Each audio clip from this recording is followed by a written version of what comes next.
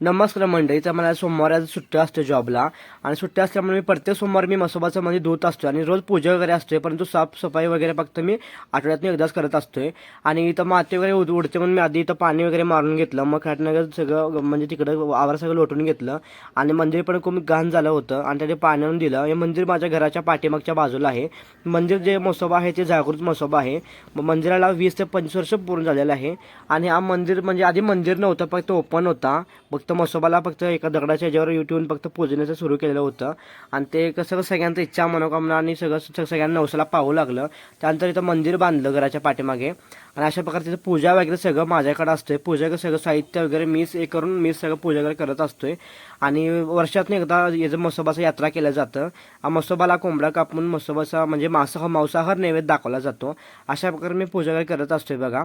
आणि दीदीला पण सांगितलं व्हिडिओ शूटिंग वगैरे करायला, कारण मला एकट्याला जमणार नाही व्हिडिओ शूटिंग करायला.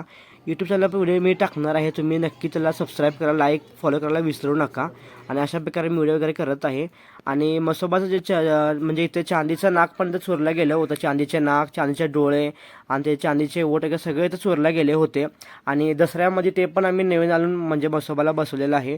आणि माणसं देवाला सुद्धा घाबरत नाहीत. इथे चांदीच्या वस्तू पण चोरी होतं म्हणून मी मंदिरामध्ये काही कुठल्याच वस्तू मी ठेवत नाही. आणि लोक बी कवा दर्शनासाठी येतात कधी कधी. आणि हे मंदिरला कळस नाही, मंदिर ओपन आहे. मंदिर चौकंडी बाजूने हा मंदिर बांधकाम केले आणि मंदिरचा असं ओपन आहे, मंदिरला कळस चालत नाही. तर अशा प्रकारे सुंदर म्हसोबा महाराजांचं पूजा वगैरे मांडलेलं आहे. व्हिडिओ आवडल्यास नक्की फॉलो, लाईक, शेअर करायला विसरू नका. असेच नवीन व्हिडिओ पाहण्यासाठी माझ्या यूट्यूब चॅनलला फॉलो